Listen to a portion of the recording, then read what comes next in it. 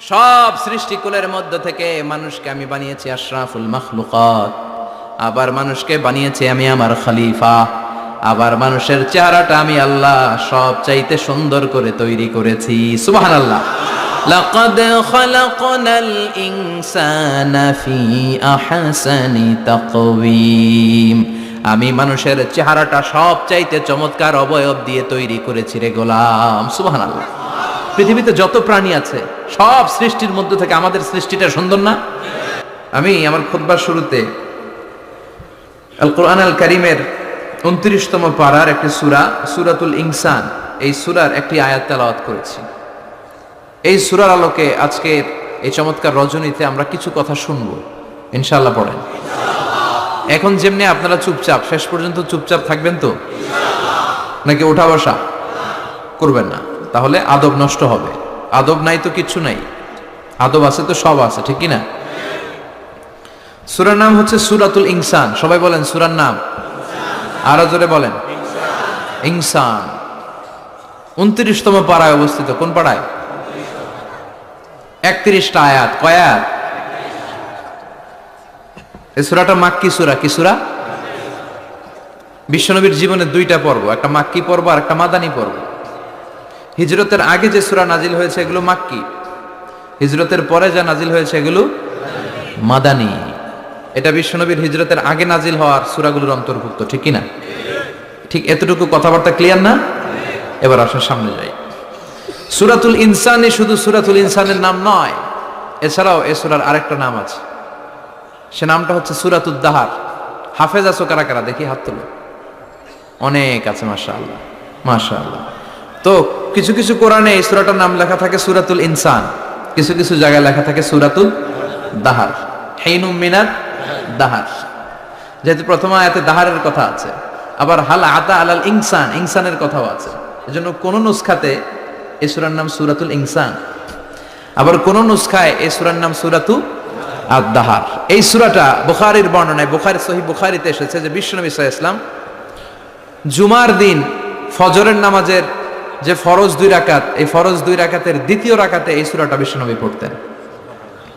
প্রথম রাকাতে সূরাতুস সাজদা পড়তেন, আলিফ লাম মিম তানজিলুল কিতাব লা রাইবা ফি মির রাব্বিল আলামিন। প্রথম রাকাতে সূরাতুস সাজদা আর দ্বিতীয় রাকাতে পড়তেন সূরাতুল ইনসান। সুবহানাল্লাহ পড়েন। ইনসান শব্দের অর্থ হচ্ছে মানুষ। ইনসান মানে কি? সবাই বলেন। আপনারা কি? আমরা কি? আমরা মানুষ। তাই মানুষের নামে আল্লাহ কোরআনে সূরা দিলেন, এজন্য জিনেরা মাইন্ড করার সুযোগ নেই। জিনদের নামেও সূরা আছে। কি নাম? সূরাতুল জিন। মানুষ হচ্ছে কোরআনের সেন্ট্রাল থিম, কেন্দ্রীয় আলোচ্য বিষয়। খুব ভালো করে খরগোশের মতো কানটা খাড়া করে শুনবেন। মানুষ হচ্ছে কোরআনের কেন্দ্রীয় আলোচ্য বিষয়, central theme of the holy Quran, subject matter, central subject matter of the holy Quran. কোরআনের কেন্দ্রীয় আলোচ্য বিষয় হচ্ছে কি? কথা বলেন। মানুষ। মানুষকে নিয়ে কোরআনে যত কথা, মানুষকে নিয়ে যত আয়োজন, সবকিছু মানুষকে নিয়ে। এজন্য মানুষই হচ্ছে কোরআনের কেন্দ্রীয় আলোচ্য বিষয়। চিল্লায় পড়েন আল্লাহু আকবার। আবার আল্লাহ বললেন, গোলাম, এই কোরআনের প্রথম সূরার নাম ফাতিহা, দ্বিতীয় সূরার নাম হলো আল বাকারা। বাকারা শব্দের অর্থ হলো গাভী। আর এই কোরআনের সর্বশেষ সূরার নাম হলো সূরাতুন নাস। নাস মানেও মানুষ। আল্লাহ বুঝাতে চাইলেন, কোরআন শুরু করেছি প্রাণীর নামে একটা সূরা দিয়ে, আর এই কোরআনটারে শেষ করেছি মানুষের নামে একটা সূরা দিয়ে। তার মানে এই কোরআনটা যদি ভালোভাবে হৃদয়ঙ্গম করতে পারো, তোমাদের মধ্যে পশুত্বের যে প্রবৃত্তি আছে, পশুত্ব দূর হয়ে তুমি মানুষের মতো মানুষ হয়ে যাবা। কোরআন পড়লে আপনার মধ্যে পশুত্ব থাকবে না, আপনি মানুষ হবেন, মানুষের মতো মানুষ। কিসের মতো? এই পৃথিবীতে মানুষ হওয়া সবচেয়ে কঠিন, মানুষের বড় অভাব। অনেকে বলবেন, কি বললেন হুজুর, পৃথিবীতে প্রায় 600 কোটি মানুষ আর আপনি কোন মানুষের অভাব? আসলে 600 কোটি যা দেখা যায় এগুলো মানুষ না, এগুলো জনসংখ্যা। এজন্য বলা হয় বাড়ছে জনসংখ্যা, কমছে মানুষ। বাড়ছে কি কমছে কি? মানুষ সব মানুষ হতে পারে নাই, মানুষ হওয়া বড় কঠিন। এই কোরআন এসেছে মানুষের মতো মানুষ বানাতে। গরুর পেট থেকে যদি কিছু বেরোয় আমরা ওইটার বলে গরু, ছাগলের পেট থেকে বেরোলেই ওটা ছাগল হয়ে যায়, কিন্তু মানুষের পেট থেকে বেরোলেই ওটা মানুষ হয় না, ওটার মানুষ বানাইতে হয়, ওইটারে মানুষ করতে হয়, তাই না? আবার ছাগলকে কেউ কোনোদিন বলে না তুই ছাগলের মতো ছাগল হ, গরুকে কেউ কোনোদিন বলছে তুই গরুর মতন গরু হ, কিন্তু মানুষকে বলা হয় তুই মানুষের মতো মানুষ হ। কোরআন এসেছে আমাদেরকে মানুষের মতো মানুষ বানাতে, ঠিক কি না? এই দুনিয়া এখন তো আর সেই দুনিয়া নাই, মানুষ নামের মানুষ আছে দুনিয়া বোঝাই, সেই মানুষের ভিড়ে আমার আসল মানুষ নাই, ঠিক কি না? আসল মানুষের বড় অভাব, আসল মানুষের বড় সংকট। এই কোরআন এসেছে আমাদেরকে আসল মানুষ বানাতে, কোরআন এসেছে আমাদেরকে মানুষের মতো মানুষ বানাতে। এজন্য যে মা বাবারা চান আপনার ছেলে টেন্ডারবাজ না হোক, চাঁদাবাজ না হোক, 31st নাইটে মেয়েদের অন্য ধরে টান না দেখ, ফেন্সিডিলের টাকার জন্য আপনারা লাথি মেরে ঘর থেকে বের না করে দেখ, ওই মা বাবারা ছেলে মেয়েদেরকে একটা কিতাব পড়ায় দিবেন। কিতাবটার নাম কি?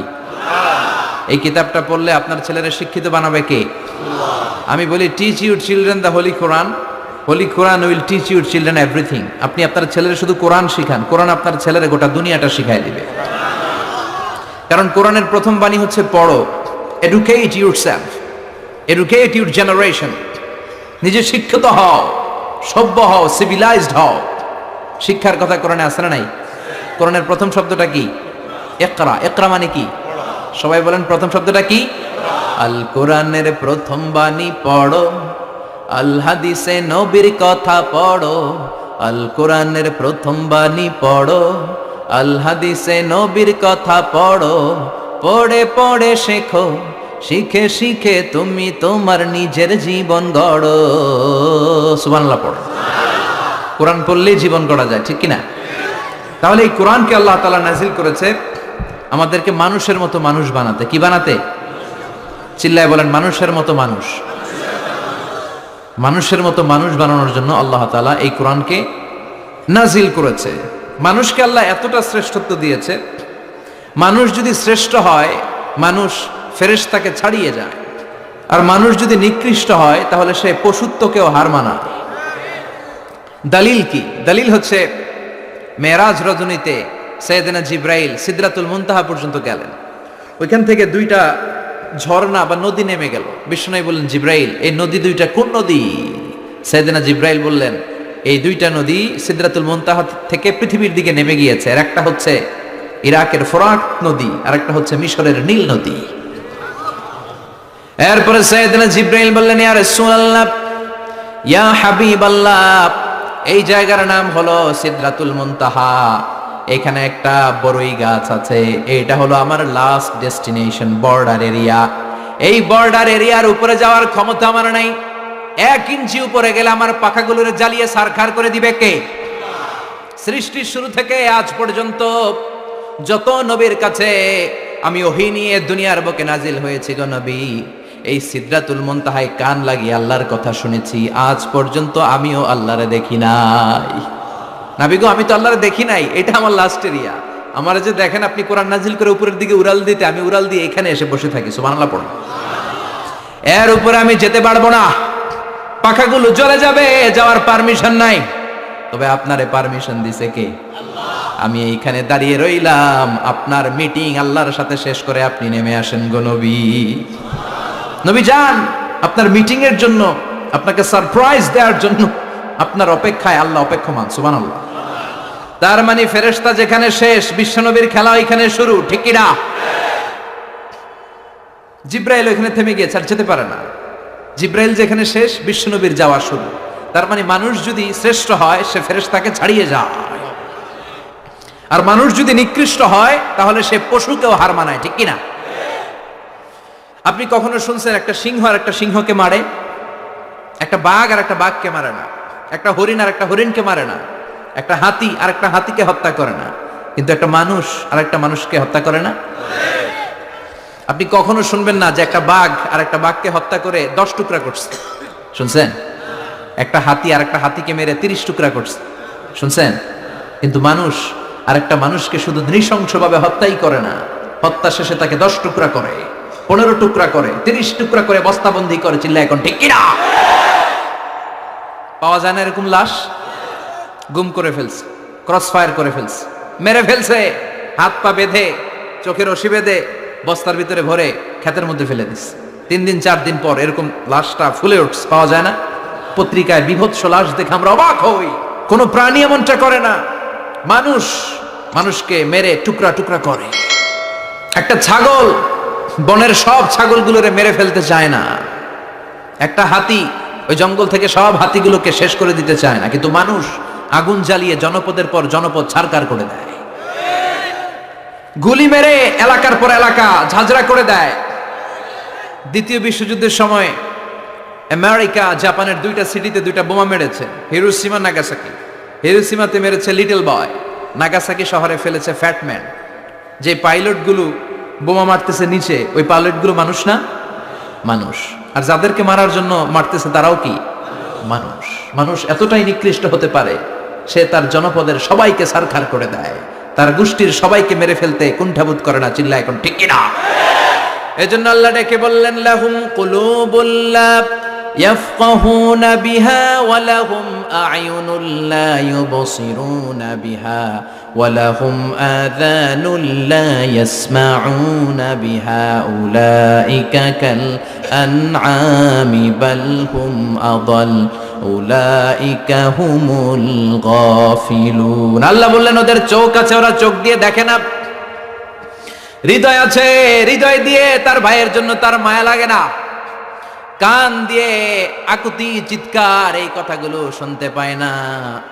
উলাইকা কাল আনআম, দেখতে এদের হাত আছে, পা আছে, চোখ আছে, দেখতে মানুষের মতো, আসলে এগুলো মানুষ না, এগুলো পশু। বালহুম আদাল, পশুর চেয়েও খারাপ। ঠিক কি না? এগুলো শুধু পশুই না, এগুলো পশুর চেয়েও খারাপ। তো এই কোরআন যদি আপনি পড়েন, আপনার এই পশুত্বের মনোভাবটা দূর হয়ে যাবে, আপনি মানুষের মতো মানুষ হতে পারবেন। ঠিক কিনা? এজন্য আল্লাহ মানুষের নামে একটা সূরা দিলেন, সূরার নাম আল ইনসান। সূরার নাম সবাই বলেন আর জোরে। ইনসান মানে কি? আর জোরে কোন? আমরা সবাই কি মানুষ। মানুষ নিয়ে মানুষের মধ্যেও কৌতূহলের শেষ নাই। বিজ্ঞানীদের মতে মানুষ হচ্ছে হোমো স্যাপিয়েন্স গ্রুপের একটা প্রজাতি, যার বিবেক আছে, বাক শক্তি আছে, বুদ্ধি আছে, চেতনা আছে, উপলব্ধি করার মতো ক্ষমতা আছে। চিল্লা এখন ঠিক কিনা? মানুষের আসল রূপটা কি, মানুষ আসলে কেমন, এ নিয়ে মানুষেরই গবেষণার শেষ নাই। আপনারা একজন জার্মানি দার্শনিক আছে, কার্ল মার্কস, নাম শুনে থাকবেন, শুনছেন না? উনি অনেক গবেষণা করে পাইলেন মানুষ হচ্ছে পেট সর্বসজীব, মানে মানুষের পেট ঠান্ডা তো দুনিয়া ঠান্ডা। উনি গবেষণা করে পাইছে মানুষের পেট ঠিক তো সব ঠিক। উনার পরে আরেক দার্শনিক আসলো, ওনার নাম হচ্ছে ভ্লাদিমির লেনিন। উনার বাড়ি হচ্ছে রাশিয়া, উনি রাশিয়ান স্কলার, ফিলোসোফার। উনি এসে বললেন না, মানুষের পেট সমস্যা বড় সমস্যা নয়, মানুষের আসল সমস্যা হচ্ছে যৌন সমস্যা, সেক্স সমস্যা। মানুষের সেক্স ঠান্ডা তো সব ঠান্ডা। চার্লস ডারউইন, ইংল্যান্ডের আরেক দার্শনিক, উনি এসে বললেন তারা দুজন যা বলছে সব ভুল বলছে, মানুষের পেটের সমস্যা আসল সমস্যা না, মানুষের সেক্স সমস্যাও আসল সমস্যা না। আসলে মানুষ মানুষই না, মানুষ হলো বান্দর। মানুষ কি? বানর থেকে সময়ের বিবর্তনে, কালের বিবর্তনে বানরগুলো মানুষ হয়ে গিয়েছে। মাথার তার যদি একটু ঢিলা হয়, যা হয় আর কি। তাহলে একদল বলে মানুষের পেটের সমস্যা বড় সমস্যা, আরেক বুদ্ধিজীবীরা বলে মানুষের খাদ্যের সমস্যা বড় সমস্যা, কেউ বলে যৌন সমস্যা বড় সমস্যা, আরেক আবাল বলে মানুষ মানুষ না, মানুষ হলো বান্দর। আল্লাহ বলে একটাও ঠিক কইতে পারে নাই। ঠিক কিনা? আল্লাহ বলে মানুষ তাদের পেটের সমস্যা বড় সমস্যা নয়, মানুষের যৌন সমস্যা বড় সমস্যা নয়, কশিনকালেও মানুষ বানর নয়। মানুষকে আমি আল্লাহ নিজ তত্ত্বাবধানে তৈরি করেছি। মানুষ হলো আশরাফুল মাখলুকাত। মানুষ কি? আশরাফুল মাখলুকাত, গোটা সৃষ্টিকুলের মধ্যে সেরা। এজন্য নূরের ফেরেশতাও মানুষকে সেজদা দিতে বাধ্য হয়েছে। চিল্লা এখন ঠিক কিনা? তুমি মাটির আদমকে প্রথম সৃষ্টি করিয়া ঘোষণা করিয়া দিলে শ্রেষ্ঠ বলিয়া, তাই তো নূরের ফেরেশতা করে আদমকে সেজদা। ঠিক কিনা? তাই তো নূরের ফেরেশতা করে আদমকে সেজদা। সবার চেয়ে সম্মান দিলে মাটির আদমকে। পড়েন আল্লাহু আল্লাহু তুমি জাল্লে জালালুহু, শেষ করা তো যায় না গে তোমার গুণগান। আল্লাহু আল্লাহু সুবহানাল্লাহ পড়েন। আল্লাহ বলেন পেটের সমস্যা সমস্যা, কিন্তু আসল সমস্যা না। মানুষের যৌন সমস্যা বড় সমস্যা, কিন্তু আসল সমস্যা না। মানুষ বানর নামের প্রজাতির ভেতর দিয়ে মানুষ হয় নাই, মানুষকে আমি নিজে তৈরি করেছি, মানুষকে আমি আশরাফুল মাখলুকাত বানিয়েছি। সুবহানাল্লাহ। বুখারীর বর্ণনা, লাম্মা খালাকাল্লাহু আদামা ওয়া কানা তুলুহু 60 যিরাআন, আল্লাহ যখন সাইয়েদনা আদমকে তৈরি করলেন 60 হাত লম্বা করে তৈরি করলেন। কয় হাত? আপনি কয় হাত? আমি কয় হাত? আমরা কয় হাত? কিন্তু আদম ছিল কয় হাত?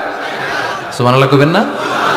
আপনারা যখন জান্নাতে প্রবেশ করবেন, বুখারীর ওই বর্ণনাতে এসেছে মানুষরা যখন জান্নাতে প্রবেশ করবে প্রতিটা মানুষ 60 হাত লম্বা হয়ে প্রবেশ করবে। এই দুনিয়াতে দাড়ি রাখার জন্য বিশ্বনবী আদেশ করেছেন, কিন্তু জান্নাতে যারা যাবে এদের দাড়িও থাকবে না, মোছও থাকবে না, গায়ের মধ্যে পশমও থাকবে না। সুবহানাল্লাহ বাড়ি দিয়ে গিয়া চিৎকার করে পড়েন আল্লাহু আকবার। তার মানে মানুষ হলো আশরাফুল মাখলুকাত, গোটা বিশ্বের মধ্যে সেরা। আল্লাহ বললেন আদমকে আমি নিজ হাতে তৈরি করেছি। লাম্মা খালাকাল্লাহু আদামা ওয়া কানা তুলুহু 60 যিরাআন, 60 হাত লম্বা করে আদমকে বানিয়েছি। আদমকে সব সৃষ্টির মধ্যে শ্রেষ্ঠত্বের মানদণ্ডে উন্নীত করে আদমকে আমি আশরাফুল মাখলুকাত বানিয়েছি। সুবহানাল্লাহ। আমরা আশরাফুল মাখলুকাত, ভালো লাগে না শুনতে? আমরা হচ্ছি খলিফাতুল্লাহি ফিল আরদ, ইন্নী জাইলুন ফিল আরদি। আল্লাহ বলেন আমি দুনিয়াতে আমার আদেশ বাস্তবায়নের জন্য লিইজরাই আহকামিল্লাহি ওয়া তানফীযি আওয়ামিরিল্লাহ, আল্লাহর আদেশ আল্লাহর নিষেধ জমিনের বুকে পালন করার জন্য মানুষকে আমি খলিফা বানিয়েছি। কার কথা? চুরি করলে হাত কেটে দাও, কার আইন? নাকি মাননীয় প্রধানমন্ত্রী শেখ হাসিনার আইন? এই দেশের বানানো আইন। চুরি করলে হাত কাটো, কথাটা কার? السارق والسارقة فاقطعوا أيديهما جزاء بما كسبا نكالا من الله والله عزيز حكيم.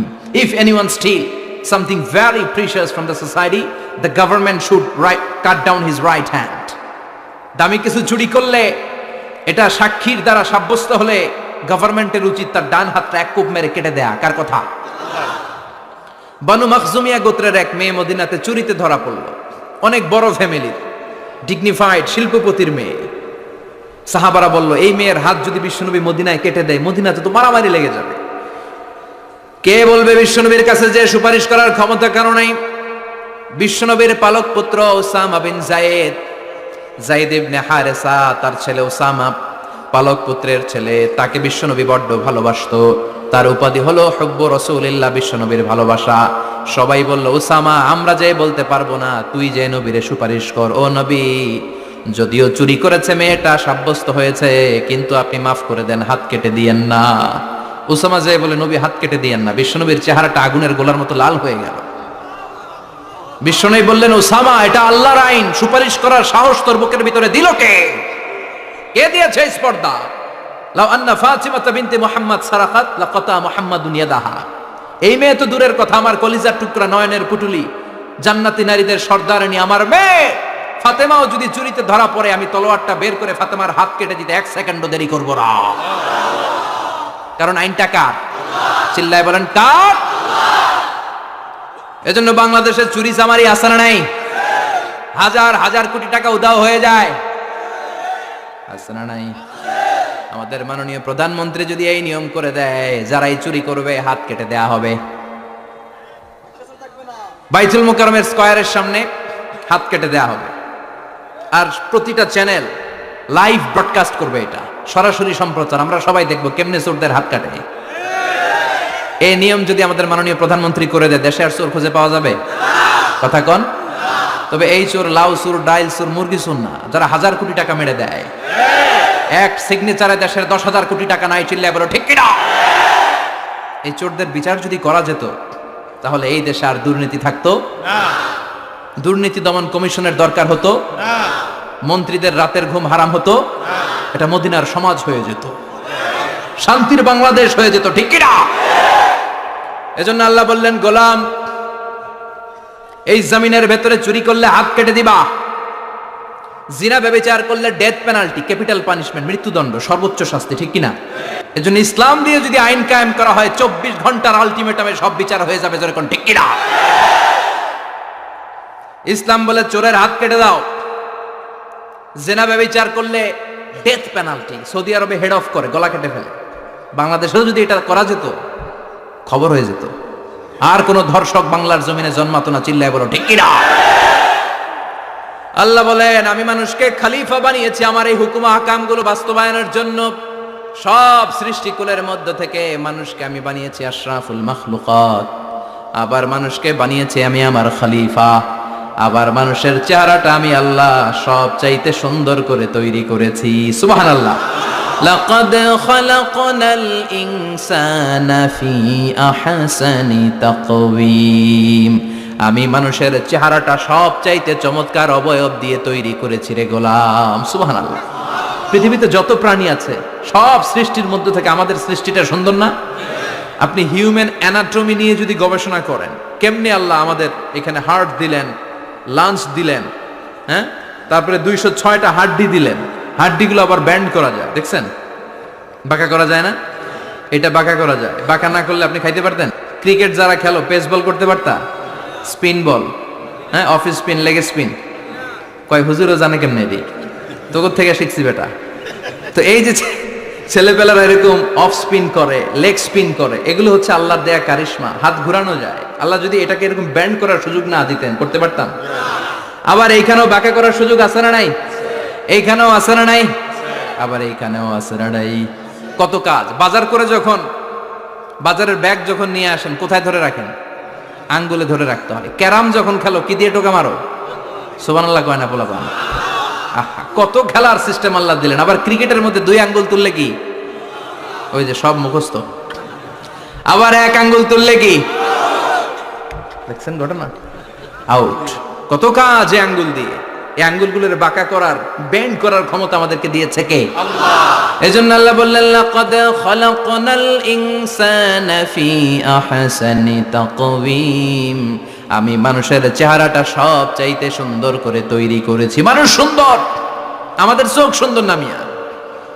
আমাদের চোখও যদি সুন্দর হতো তাইলে আমরা বুঝতাম মানুষগুলো কত সুন্দর। আমরা মনে করি ধলা হইলেই সুন্দর।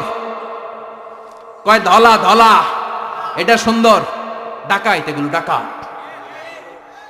একটা মানুষের চেহারা স্কিন যদি কালো হয়, এর মধ্যে একটা সৌন্দর্য আছে না নাই? একটা মেয়ের স্কিন যদি কালো হয়, তারপরও চেহারায় সৌন্দর্য আছে না নাই? কয় না হুজুর, আমার বউ সুন্দর না, কালা কালা। আছে না নাই? তুই ডাকাত। তুই কি? একজন মানুষের চেহারা যেরকমই হয় আপনি খেয়াল করে দেখবেন, তারপরও তার অবয়বের মধ্যে একটা এক্সট্রা অর্ডিনারিটি আছে। কারোর সাথে কারোটা মিলে না। সুবহানাল্লাহ পড়েন। এজন্য প্রতিদিন স্ত্রীরে বলবেন, স্ত্রী তুমি সুন্দরী, তুমি অনন্যা, তোমার চাইতে সুন্দরী গোটা বিশ্বে কেউ নাই। কইবেন না? মুরব্বীরা কয় না, কইতাম না, আগে কইয়া ফেলাইছি। এগুলো বলবেন।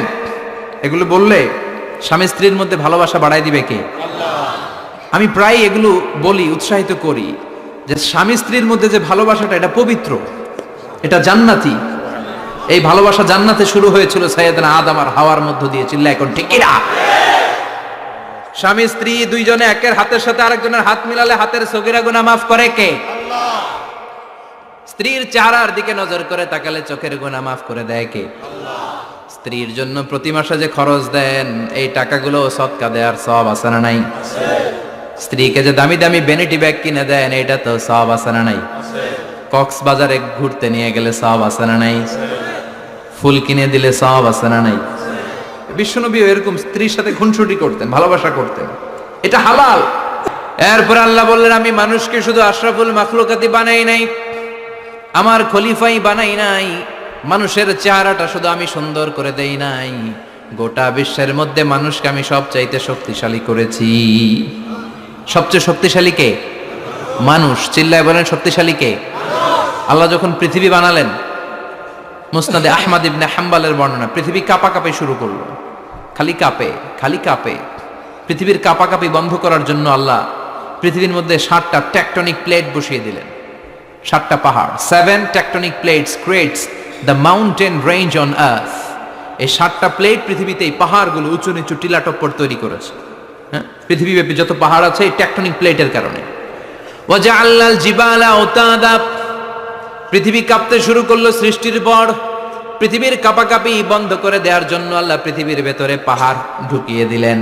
পাহাড় পেরেকের মতো গেড়ে দেওয়ার পরে পৃথিবীর কাঁপাকাঁপি বন্ধ হয়ে যায়। সুবহানাল্লাহ। ফেরেশতারা অবাক হয়ে বলে, মাবুদ, পৃথিবীর কাঁপাকাঁপি বন্ধ হলো কেমনে? আল্লাহ বললেন, ও ফেরেশতারা, পৃথিবীর মধ্যে আমি পাহাড়কে গেড়ে দিয়েছি। পাহাড় গেড়ে দেওয়ার কারণে পৃথিবীর কাঁপাকাঁপি বন্ধ হয়ে গেছে। ফেরেশতারা বললেন, তাই নাকি? পাহাড়ের এত বড় শক্তি। ইয়া রাব, হাল মিন খালকিকা আশাদ্দা মিনাল জিবাল, আপনার এই সৃষ্টিকুলের মধ্য থেকে পাহাড়ের চাইতে বেশি শক্তিশালী কিছু আছে নাকি? আল্লাহ বললেন, হ্যাঁ আছে। পাহাড়ের চাইতে শক্তিশালী হচ্ছে আল হাদিদ, মানে লোহা। পাহাড়ের চেয়ে শক্তিশালী কি? এই লোহার নামে কোরআনে সূরা আছে না নাই? সূরার নাম কি? কথা বলেন। وأنزلنا الحديد فيه بأس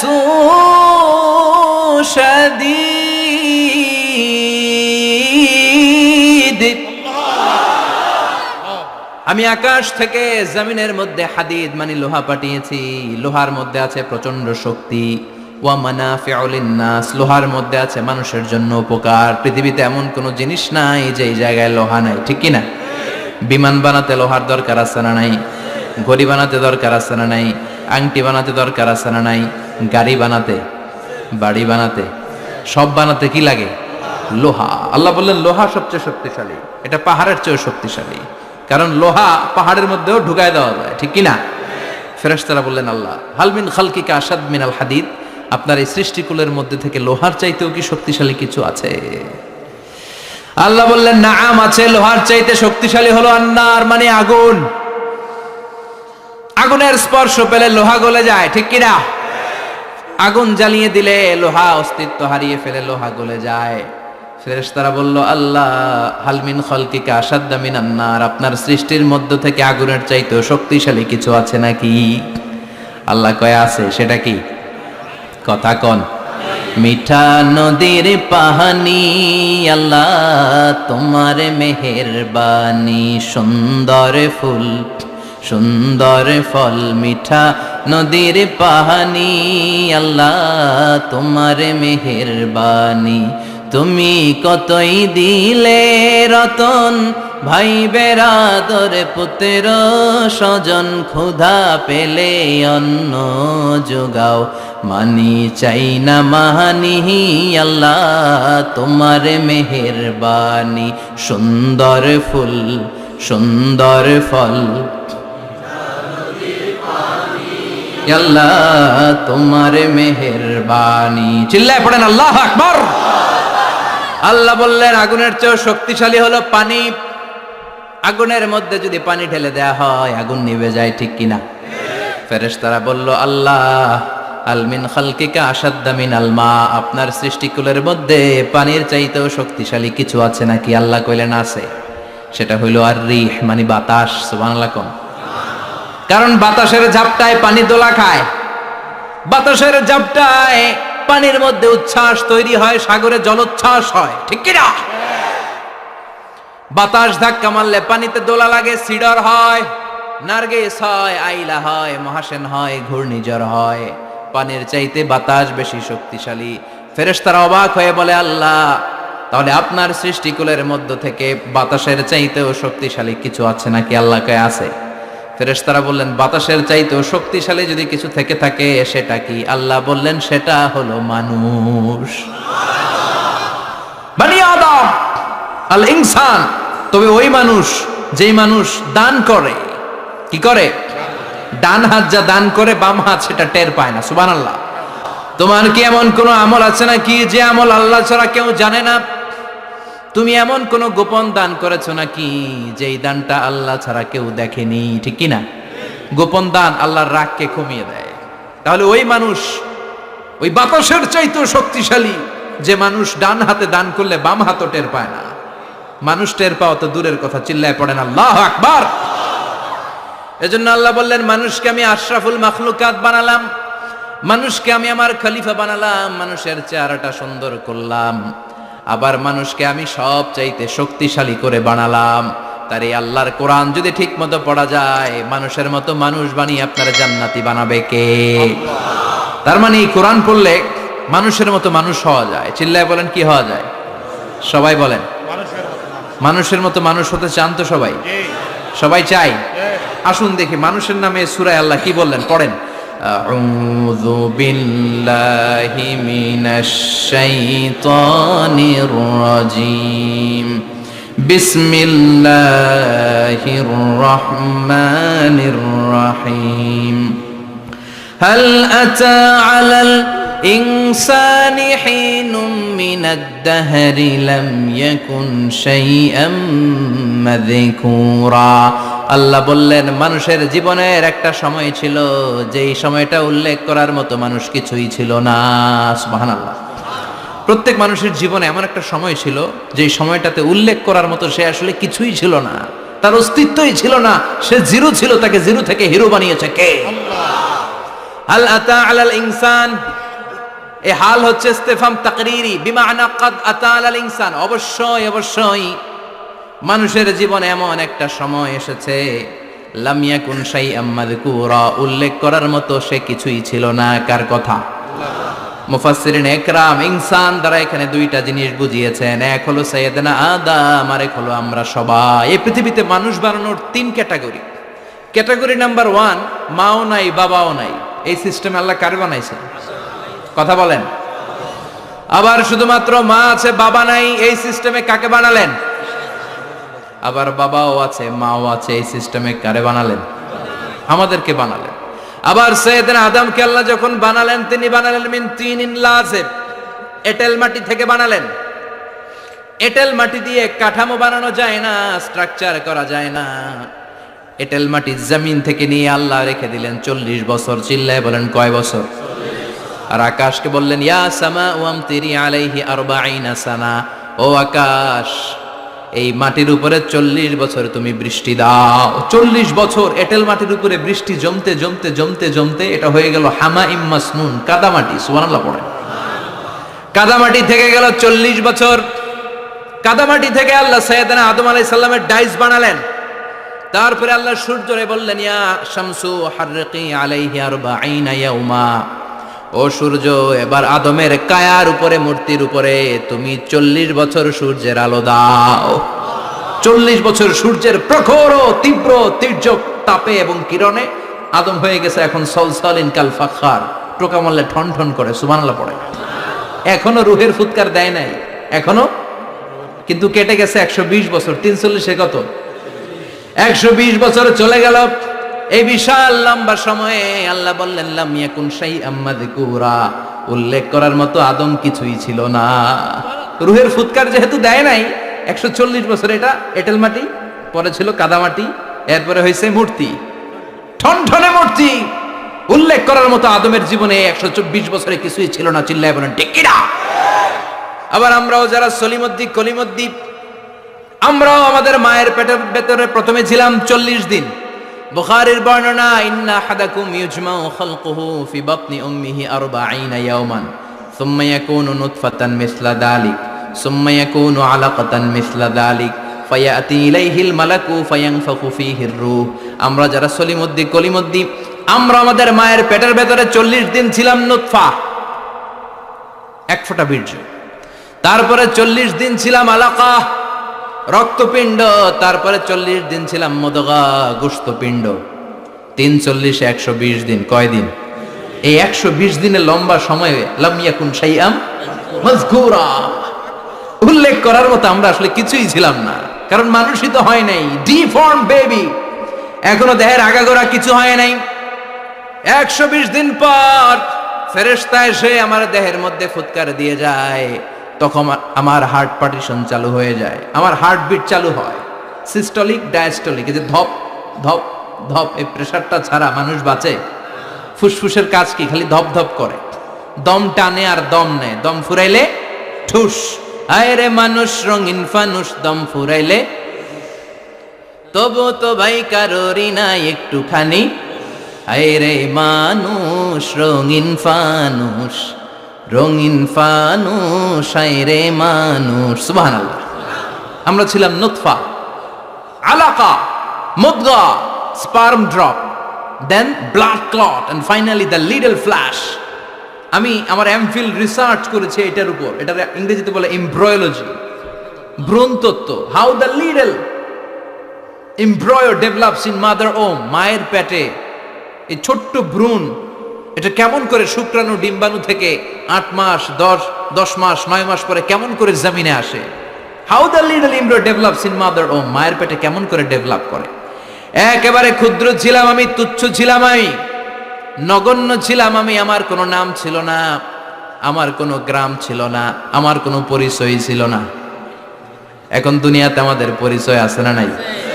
কিন্তু মিজানুর রহমান আজহারি একটা সময় লাম ইয়াকুন শাইআম মাযকুরা, তোরে কেউ চিনতো না, তোর নামটাও কেউ জানতো না, উল্লেখ করার মতো তুই কিছুই ছিলি না।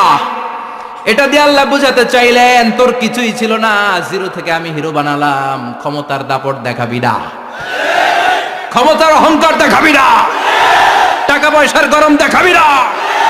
2 দিনের টাকার মালিক হয়ে ওর পা জমিনে লাগে না, এরকম টাকা আছে না নাই? লাম ইয়াকুন শাইআম মাযকুরা, তোর চেয়ে বড় ক্ষমতাশীল ছিল ফেরাউন। আল্লাহ ছাড় দিয়েছে, ছেড়ে দেয় নাই, ঠিক কি না? নমরুদরে ছাড় দিয়েছে, ছেড়ে দেয় নাই, ঠিক কি না? আবু জাহেলকে ছাড় দিয়েছে, ছেড়ে দেয় নাই, ঠিক কি না? এখনো যারা গাদ্দারি করে, ইসলামের বিপক্ষে কথা বলে, ইসলামকে জমিনের ভিতর গেড়ে দিতে চায়, দেখা যায় আল্লাহ ওদেরকে ছাড় দেয় কিন্তু ছেড়ে দেবে না। চিল্লায় কও ঠিক কি না? পৃথিবীতে কেউ তো স্থায়ী হয় না, হোক না সে ফেরাউন কিবা নমরুদ। কেউ ভাবে চিরদিন রয় না, কেউ ভাবে চিরকাল রয় না। কেউ থাকতে আসে নাই, এত বড় বড় দাপটওয়ালারা সব শেষ। আমি তো প্রায় জায়গায় বলি আমি ফেরাউনের লাশটা নিজে দেখে এসেছি, যেহেতু আমি আল আজহার ইউনিভার্সিটির স্টুডেন্ট। 200 পাউন্ড লাগে দেখতে, আমি দেখছি ফ্রি। আমার আল আজহারের জামিআতু আল আজহার শরীফের একটা কার্ড ছিল, ওটা দেখাইলে সব ফ্রি, ফ্রিতে দেখে আসছি। ঢুইকে দেখি ফেরাউন চাচা শুয়ে রয়েছে। আমি বললাম ফেরাউন চাচা কেমন আছো, how are you, what's up man. কোনো আওয়াজ নাই।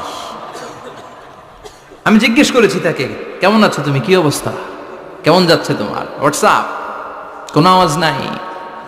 আমি অবাক হয়েছি, এই লোকটার হুঙ্কারে মিশরের জমিন থার থার করে কাঁপতো, আজ করে শেষ করে দিছে কে?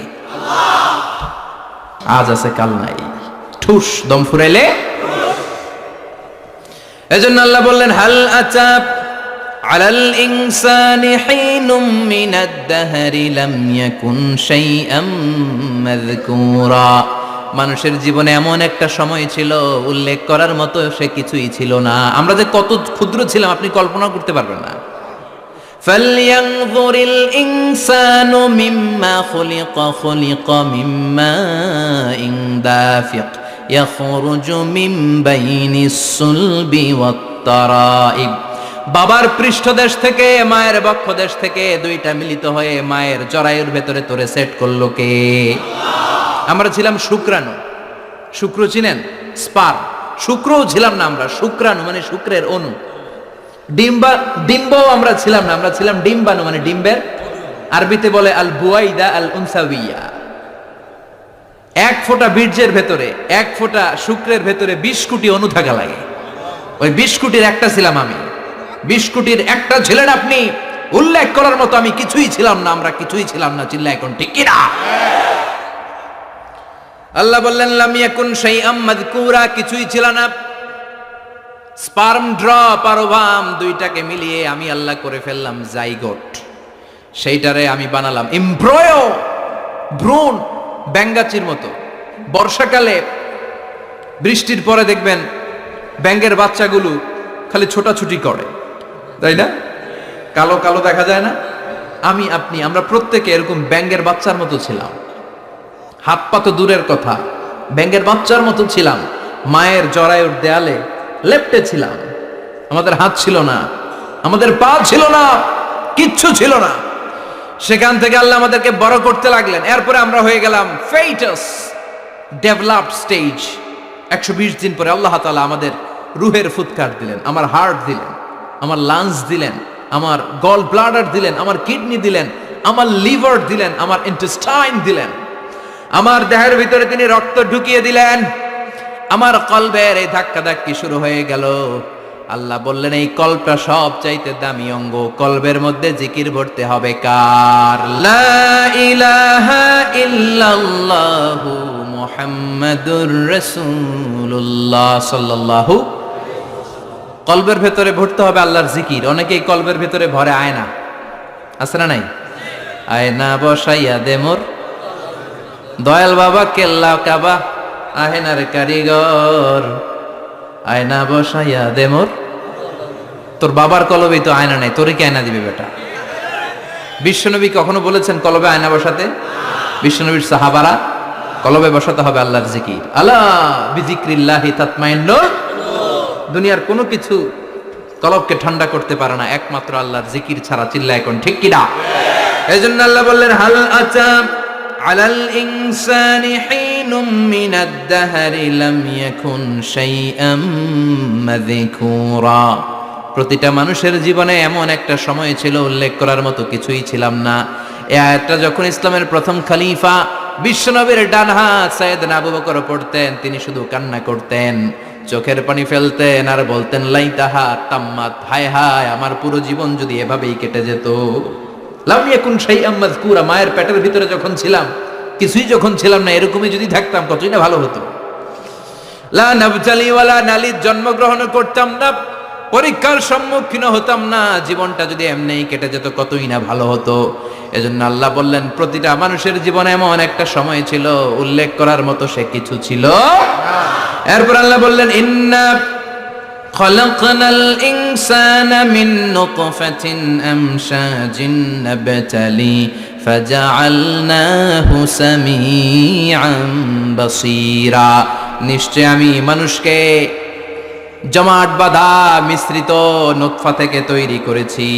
বাবার শুক্রাণু মায়ের ডিম্বাণু দুইটাকে মিলিয়ে দিল কে? জরায়ের ভিতরে সেট করলো কে? আল্লাহ বললেন ফি কারারিম মাকিন, গোপনতম প্রকোষ্ঠে, যেই প্রকোষ্ঠে কোনো কবিরাজের কবিরাজি কাজে লাগে নাই, কোনো ডাক্তারের ডাক্তারি কাজে লাগে নাই, কিন্তু 9টা মাস ধরে খাবার পানি আর অক্সিজেন তোরে দিছে কে? আল্লাহ।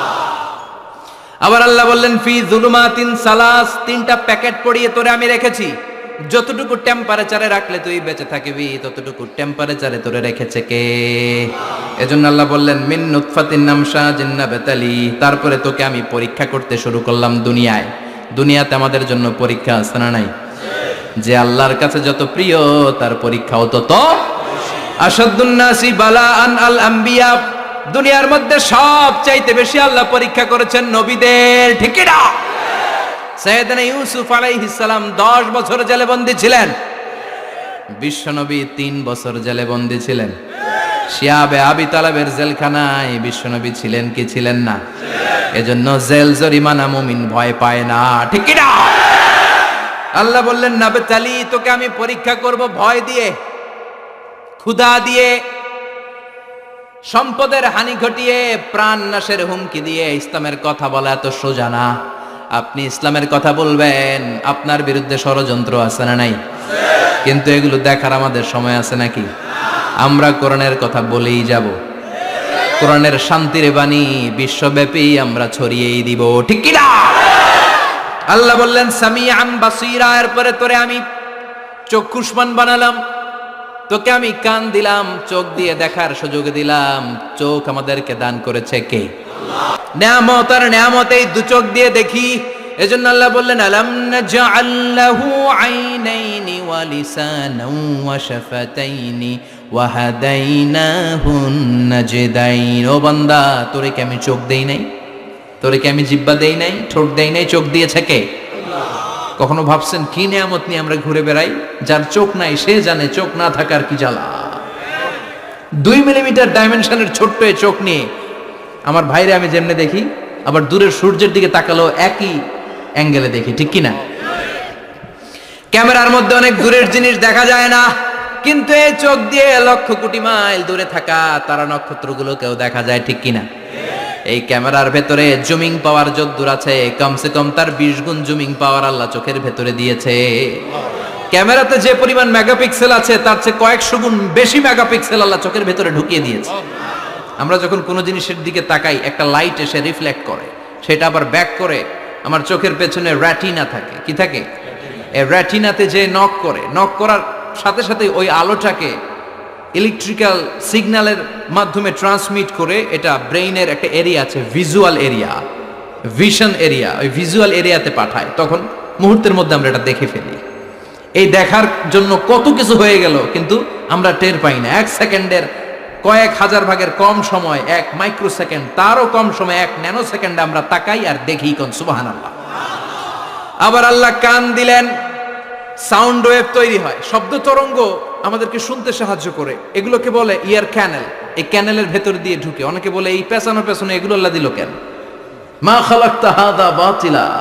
আল্লাহ কোনো কিছুই এমনি এমনি দেয় নাই। সুবহানাল্লাহ পড়েন। এমনি এমনি না, এই যে কানের ভেতরে পেছানো পেছনে এগুলো আমরা যেন ঠিকঠাক ভাবে শুনতে পাই, এজন্য দিয়েছেন। সাউন্ড, শব্দ তরঙ্গটা এসেই এই ক্যানেল দিয়ে ঢুকতে হয়। আপনি কান কেটে যদি কান কাটা রমজান হয়ে যান, কিচ্ছু শুনতে পাবেন না। কান কাটা রমজান শুনছেন? ছোটবেলা আমরা শুনতাম কান কাটা রমজান। তো এই কান যদি আপনি কেটে দেন, আপনি কিন্তু কিছু শুনতে পাবেন না। এটা এয়ার ক্যানেল। এই ক্যানেল দিয়ে ঘুরে ঘুরে ঢুকতে হবে ভিতরে।